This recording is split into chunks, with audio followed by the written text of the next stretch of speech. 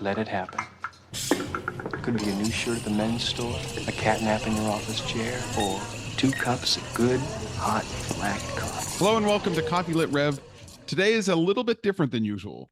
While the topic of conversation will relate to a paper published recently in NPJ Microgravity titled How Advances in Low-G Plumbing Enable Space Exploration, instead what we're doing today is actually inviting one of the authors to share stories and thoughts about the research they've done over the years.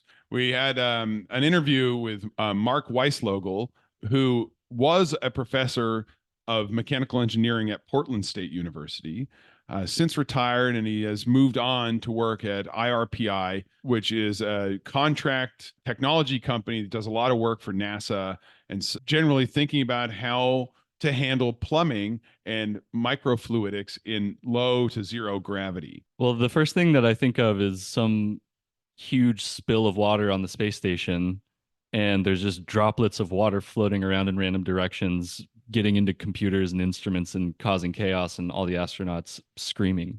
Yeah, exactly, right. So, yeah, and the reason is that because there's no gravity, water will just go anywhere in all directions if given a force to do so.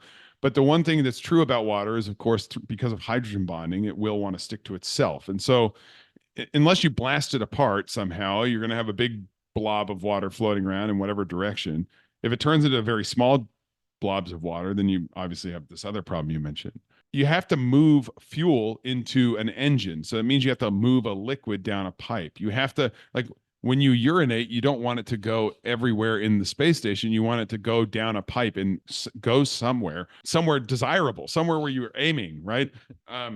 So you can then think like, okay, so basically every possible movement of a gas or a liquid in space is actually a challenge. And in order to overcome that challenge, you have to think about how you're going to pump liquid. Yeah, and so this is why astronauts, whenever they're, eating foods or drinking beverages on the space station, they're often coming out of pouches, because you want to control the volume that your liquid can move around in until you get it into your mouth.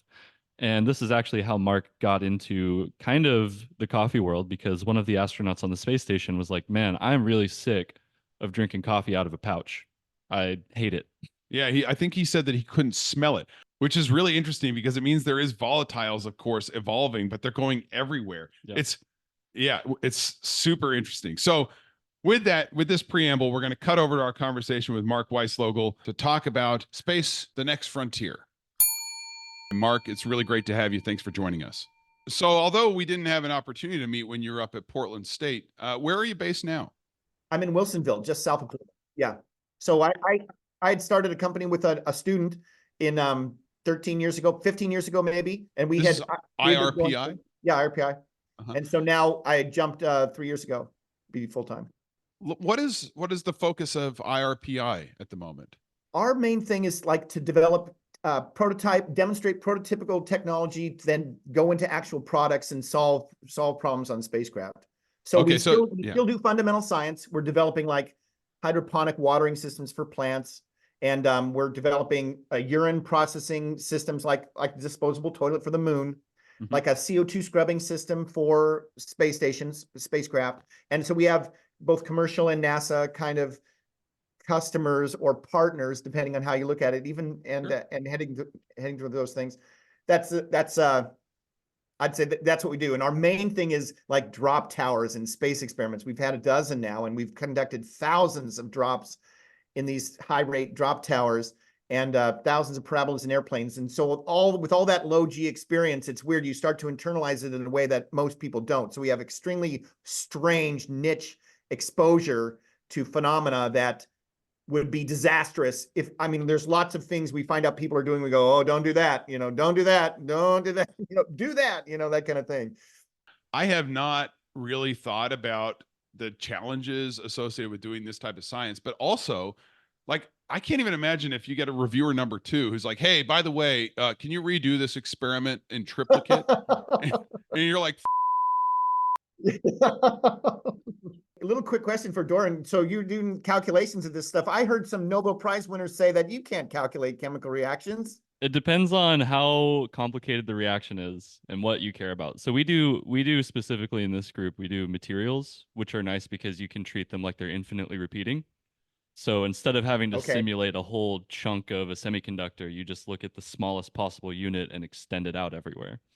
So that makes it easier. But then other people in this group will do defect calculations where you take an atom out of a specific place and then you have to treat it differently. So um but people have developed really efficient methods for calculating solids. So it's possible, but reactions are kind of harder. Okay. Okay. Yeah, some of the work we do in the group is computational. Also, we sometimes work with fluids.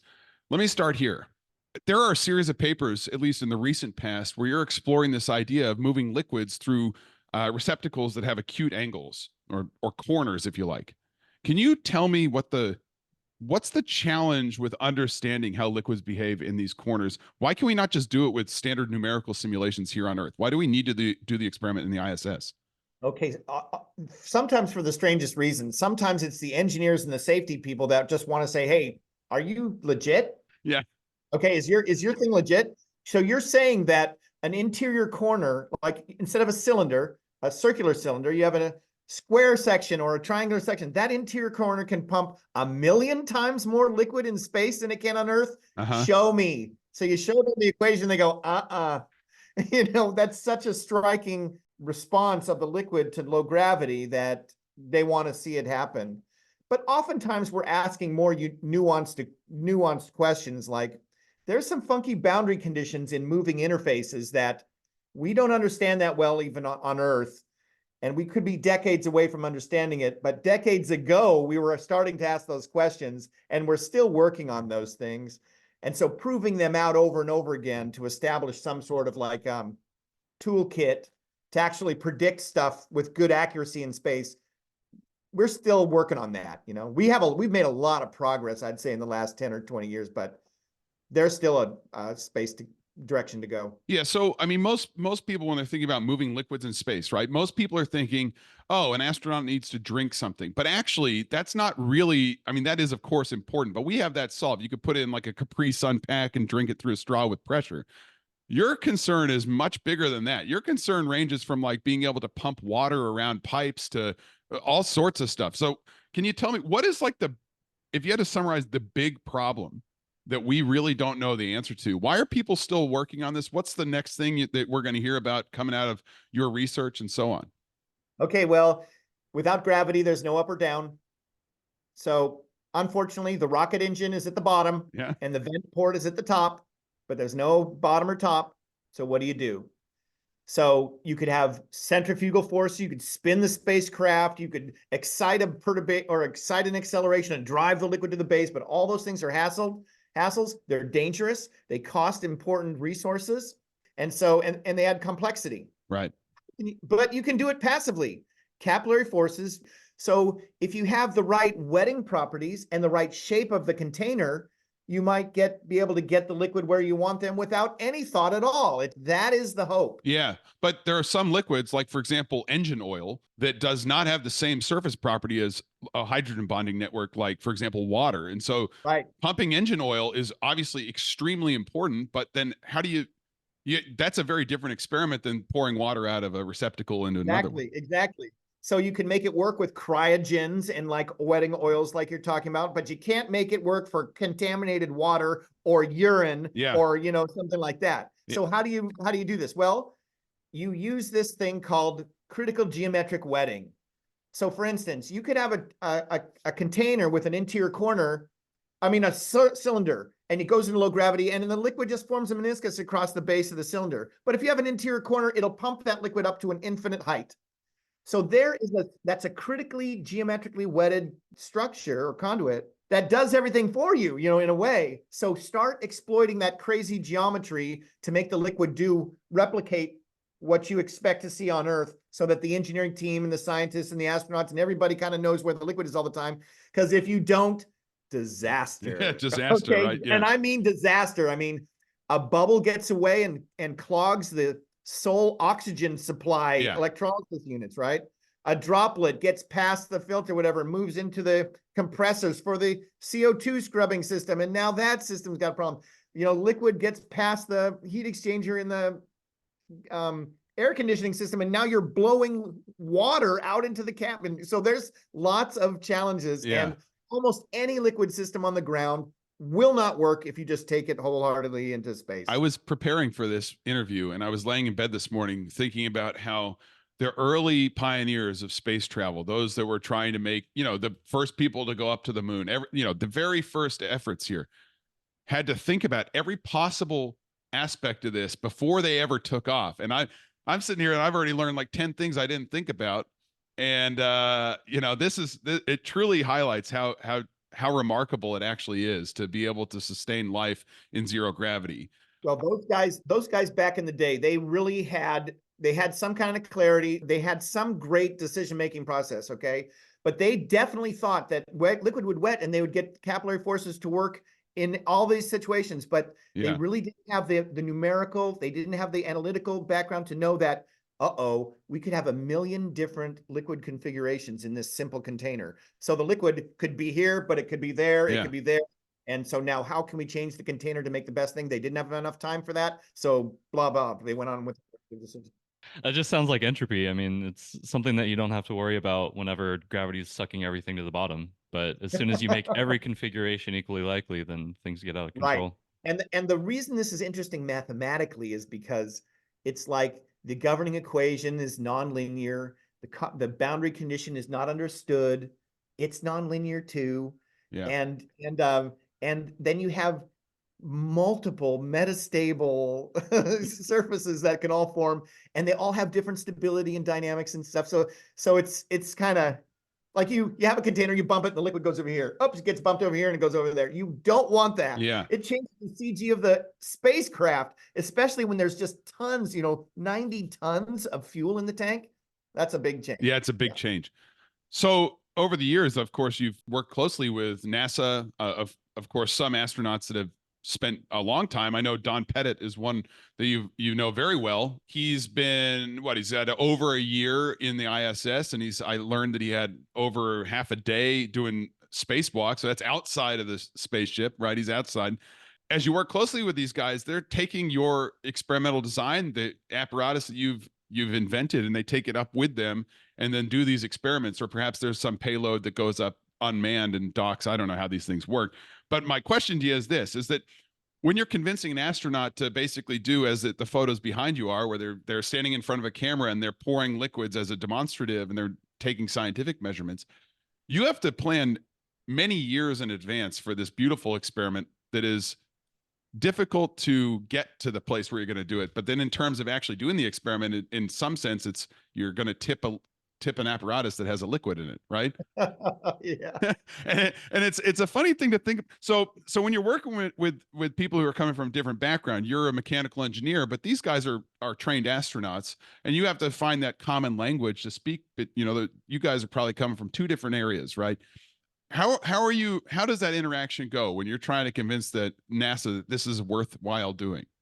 Okay, there's an evaluation that takes place a long time before that. So if it depends on the idea and the program actually, but if you have an idea that's of value, there's value on Earth to what you learn in space. There's value to the space program. So if you learn this, then we'll be able to explore space safer, that kind of thing. So there's all these different evaluations. But once you get past that, those are national competitive things. Once you get past that, then it's a rush. And we tend to do experiments that are on the simpler side we can actually design, build, and test and certify the experiment in a year, so that we're on dock to be launched within a year, and boom, it's in space. And then with the next few months, then an astronaut conducts the experiment. In general, we don't know the astronaut personally beforehand, and we write a 100-page document that has all the procedures in it. And it's a nightmare to work through. But the astronauts are such incredible people. Oh, yeah. That first of all, some could go through that. They have the bandwidth to go through that, and at a rate that competes or is better than our own. So we know we're dealing with high quality people.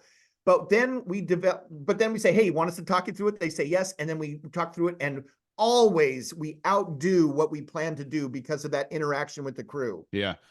Don Pettit, it's a totally different story because there we're actually working with him. Yeah.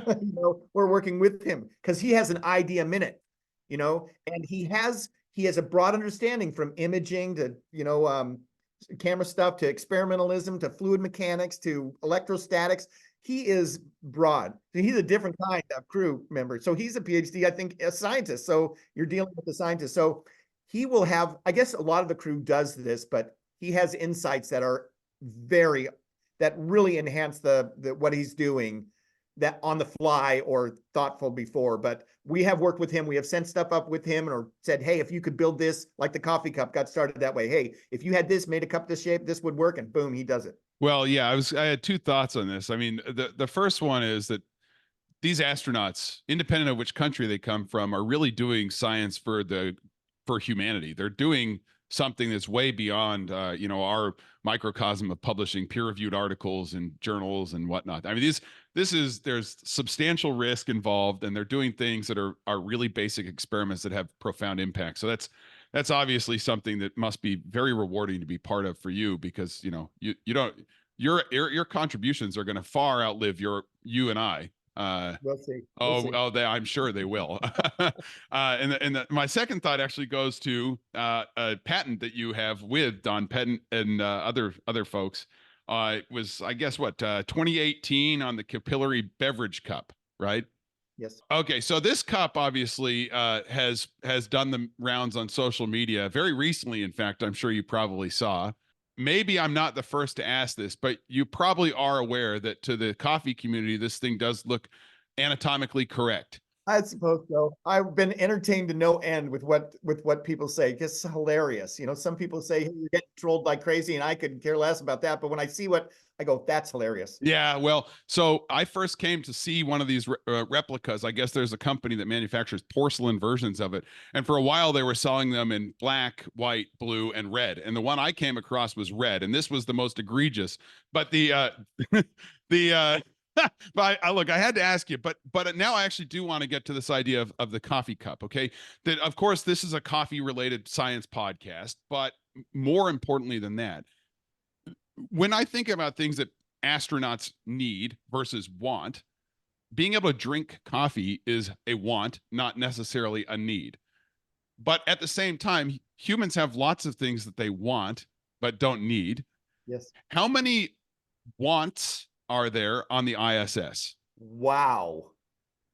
That's got to be I'm sure there's a different answer for every crew member. Even though the crew members they tend to be a certain type of person. They got to be chill when the whole thing's burning up, right?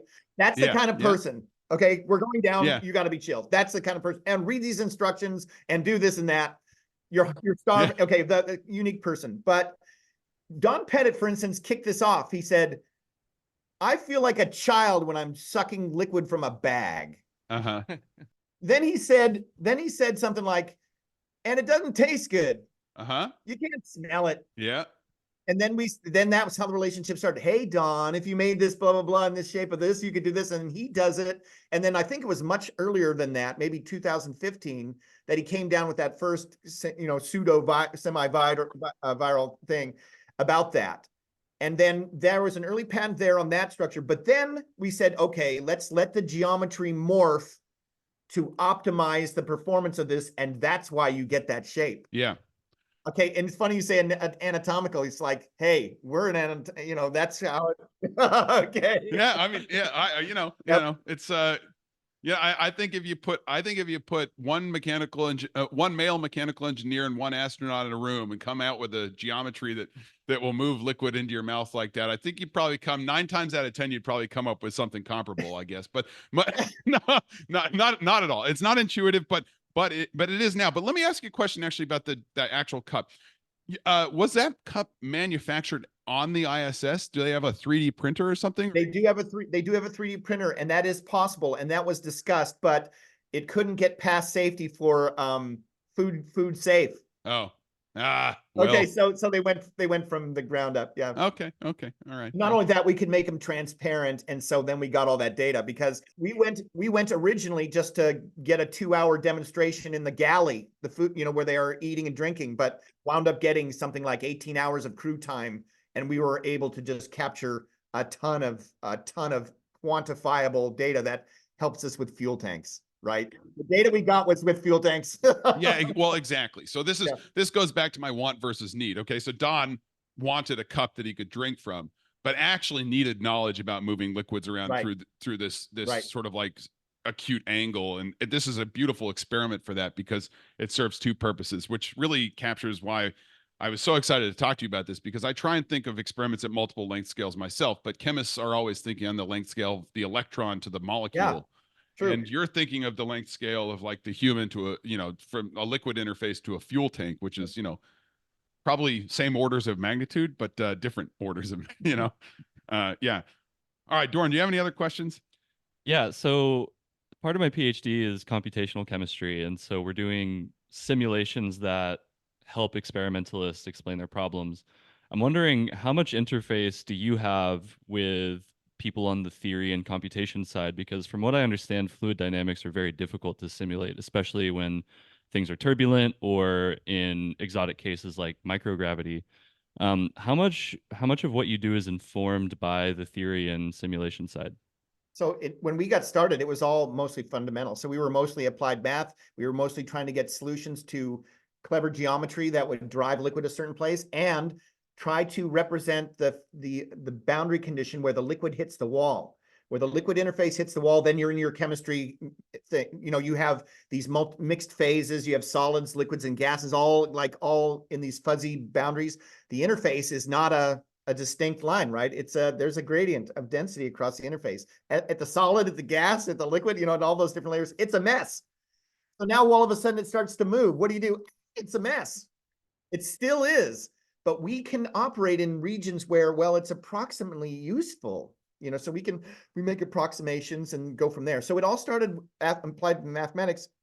And then the strange geometry makes it also complicated. So we use numerical numerical methods all the time to model this thing. And you have to actually develop a front end to a solver, the surface evolver solver, written by Ken Brackey. We have developed a front end for that to be so we can just generate thousands and thousands of cases, so we can get really familiarized with all the ways the liquids can form and hit local equilibrium in low gravity.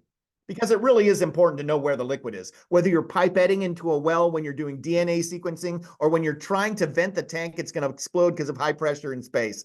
If you got the wrong place, you're just bleeding liquid into space. What a waste, right? Okay, yeah. Or you're choking the liquid, or you're choking the engine on gas or vapor. So there's lots of harrowing things, but also just day-to-day mundane wet lab kind of stuff that's very difficult. Getting bubbles out of a liquid solution, very difficult. People in the coffee community really do care about, of course, the cup, but they also care about learning about this type of thing. And so I want to thank you personally, but also on behalf of the coffee community, because we just never have the access to learn about things that are happening in low gravity regimes, and certainly don't have the access to ask you about the coffee cup. So without this, people would still be in the dark. So I'm really grateful for you to making that time for us today. And I really appreciate it. Welcome. Thank you very much. Welcome. Nice to meet you both. See you later.